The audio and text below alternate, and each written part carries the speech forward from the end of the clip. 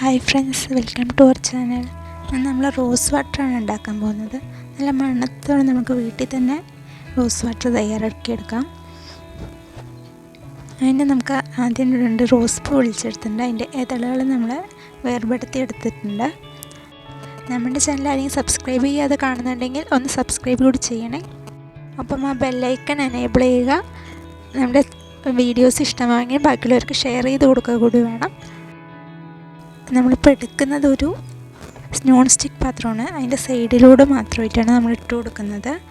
സൈഡിലൂടെ ഇട്ട് കൊടുത്ത ശേഷം അതിനെ ഒന്ന് ആ സെൻറ്ററിലുള്ളതിനൊക്കെ ഒന്ന് സൈഡിലോട്ട് മാറ്റിയ ശേഷമാണ് നമ്മൾ ഇടയിലൊരു കുറച്ച് കട്ടിയുള്ള ഒരു പാത്രം, നമുക്ക് അവിടെ നിന്ന് കഴിഞ്ഞാൽ അത് അനങ്ങി പോകാത്ത വിധത്തിലുള്ളൊരു പാത്രം എടുത്തിട്ട് അതിൻ്റെ നടുക്ക് കൊണ്ടുവന്ന് വെക്കുന്നുണ്ട്. അതിന് വെച്ച ശേഷം ഒരു ഗ്ലാസ് വെള്ളം നമ്മൾ അതിൻ്റെ സൈഡിലൂടെ ആ റോസ് പെറ്റൽസിൽ മാത്രം, അതിൻ്റെ ഉള്ളിലോട്ട് വീഴാണ്ട് റോസ് പെറ്റൽസിൽ മാത്രമായിട്ട് ഒഴിച്ചു കൊടുക്കുന്നുണ്ട്.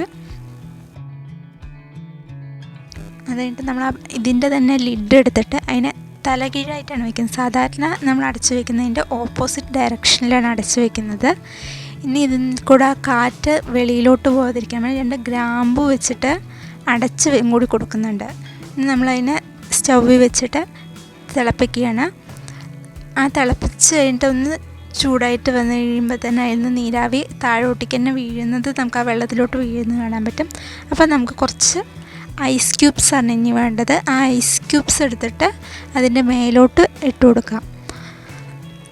അതിട്ടിട്ട് ഈ ഐസ് ക്യൂബ്സ് എല്ലാം അലിഞ്ഞ് ഫുള്ളായിട്ട് അലിഞ്ഞ മൊത്തത്തിലൊരു വെള്ളം ആയി മാറുന്നവരെ നമുക്ക് വെയിറ്റ് ചെയ്യാം.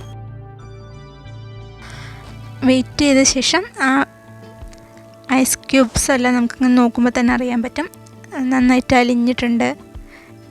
ഏകദേശം എല്ലാം അലിഞ്ഞ് വന്ന് അപ്പോഴേക്കും ഉള്ളിലെ പൂക്കളൊക്കെ നമ്മുടെ കളർ മാറി ഒരു വെള്ള കളറിലോട്ട് മാറിയിട്ടുണ്ട്. വെള്ളം ഒരു ക്രീം കളറിലോട്ട് മാറിയിട്ടുണ്ട്. നമുക്ക് അതിന് ശേഷം അതൊന്ന് ഓഫ് ചെയ്ത് വയ്ക്കാം. ഓഫ് ചെയ്ത ശേഷം അതിന് മേലെയുള്ള വെള്ളം നമുക്ക് എടുത്ത് മാറ്റാൻ നമുക്ക് കളയാനുള്ള വെള്ളമാണ്. നമുക്കതിൻ്റെ ആവശ്യമൊന്നുമില്ല. അതിനെടുത്ത് കളയുകയാണ് ചെയ്യുന്നത്.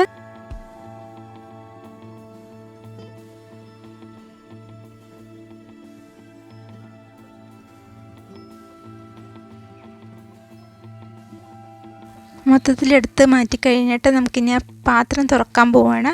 ആ പാത്രം തുറക്കുമ്പോൾ തന്നെ നല്ലൊരു മണമാണ് വരുന്നത്. നല്ല റോസ് വാട്ടറിൻ്റെ തന്നെ ശരിക്കും ഒരു നമ്മൾ കടയിൽ നിന്ന് വാങ്ങുന്ന റോസ് വാട്ടറിൻ്റെ തന്നെ നല്ല മണം വരും. സെൻറ്ററിൽ നിന്ന് കിട്ടിയ ആ വെള്ളമാണ് ഇത് കാണുന്നത്. നമുക്ക് നല്ല മണത്തോടെ നല്ല റോസ് വാട്ടർ കിട്ടും. നമ്മളതിനൊരു ബോട്ടിലാക്കിയിട്ട് സ്റ്റോർ ചെയ്ത് വെക്കുന്നുണ്ട്.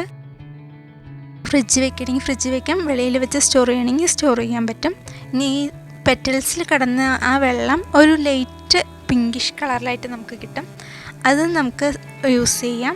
പക്ഷെ അത് ഒരുപാട് കാലം യൂസ് ചെയ്യാൻ പറ്റില്ല, കാരണം കേട് വരാൻ ചാൻസ് ഉണ്ട് അത്. Thank you.